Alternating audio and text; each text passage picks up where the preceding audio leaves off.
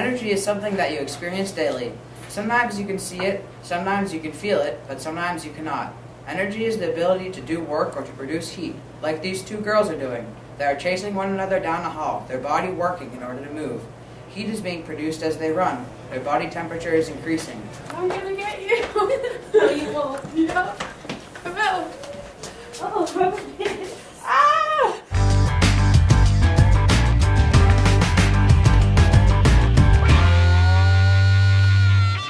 Energy is classified as either potential or kinetic energy.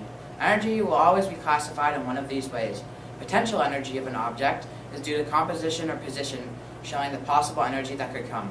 Kinetic energy of an object is due to the motion of the object. The energy is shown through the object's movement. I'm gonna get you. No!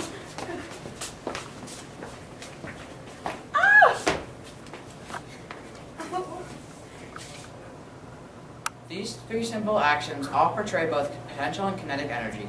With the rubber band shooting, while the rubber band is stretched, you can see the potential energy of the rubber band. And when it is shot, the kinetic energy is shown.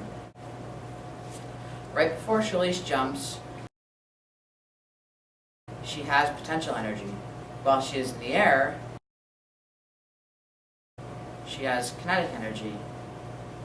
Potential energy is shown right before she throws the eraser. As the eraser is flying through the air, we see the eraser's kinetic energy. Oh, snowballs. Ah!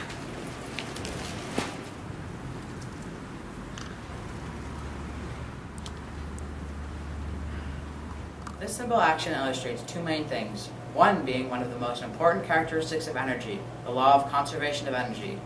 This law states that energy can be converted from one form to another, but can neither be created nor destroyed. The amount of snow in the snowball and the amount of water from the melted snow is the same. Energy is being converted from one form to another, but there is the same amount. The melting of the snow also shows a type of energy process. This specific example shows an endothermic process. Energy in the form of heat is flowing into the snowball from its surroundings, the hands. Ouch. Are you okay? Yeah. This action shows an exothermic process. Heat is flowing from the steam of the water and into the system around it, including Shalise's hand. I guess. Okay. Just gonna pretend it's like that thing.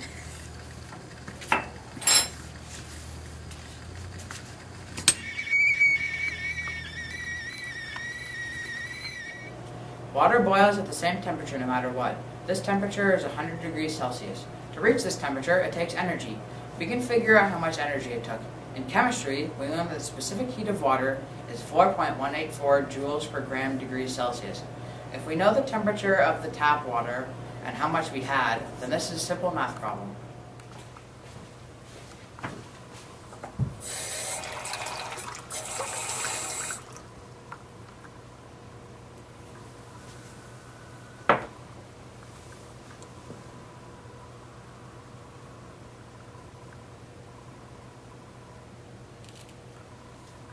You can see that the temperature of the water straight from the tap was 37 degrees Celsius, and the amount of the water was 250 milliliters, which is the same as 250 grams.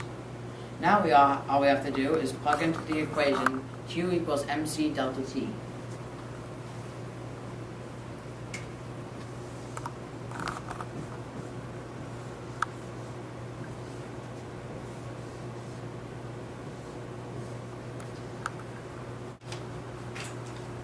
Q stands for the energy required, M stands for the mass of the substance, C is for the specific heat, and delta T is the final temperature minus the initial temperature. Q is the variable we're trying to solve for.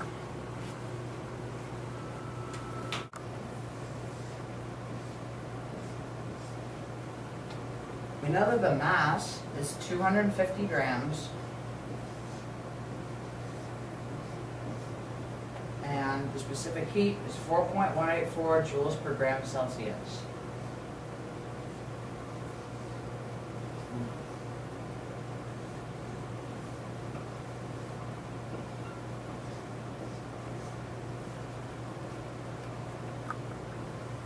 The temperature is easy. We know that the final temperature is 100 degrees because all water boils at that point, and we just measured the initial temperature.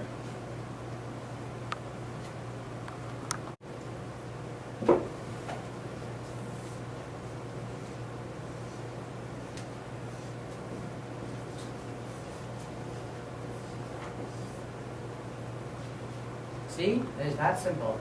Now all we have to do is solve this equation.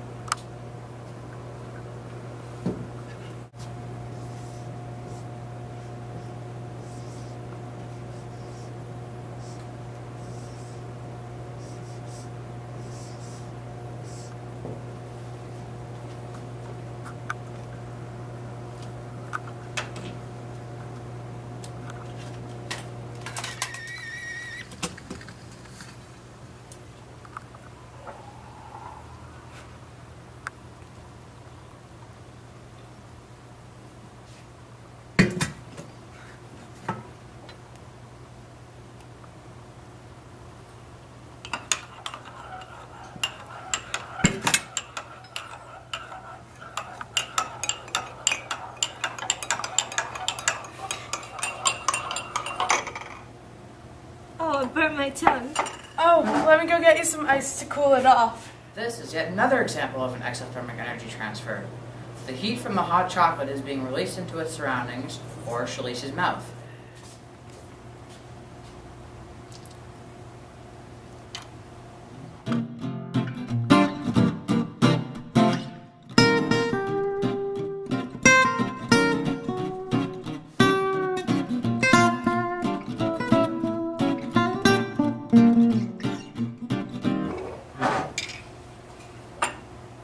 Much better. The hot chocolate and the ice cubes have very different temperatures, so another energy transfer occurs.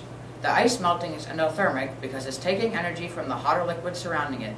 The hot chocolate is somewhat less than 100 degrees Celsius now because it has released some heat, and the ice cubes are at 0 degrees Celsius, the freezing temperature of water. The ice is going to melt due to all of the heat surrounding it, but the ice will release the coldness contained in itself, cooling down the drink. If we were to have the same amount of ice in hot chocolate, we would get the new temperature by simply finding the average. We know that the hot chocolate is being cooled off, but since there is not enough room in these mugs for an equal amount of ice, we are not sure by how much it is being cooled off. That was good hot chocolate. Yeah.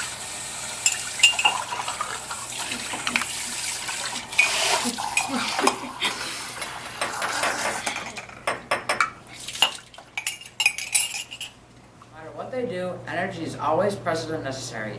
Energy is such a huge part of our lives, and you will never live a day without using energy.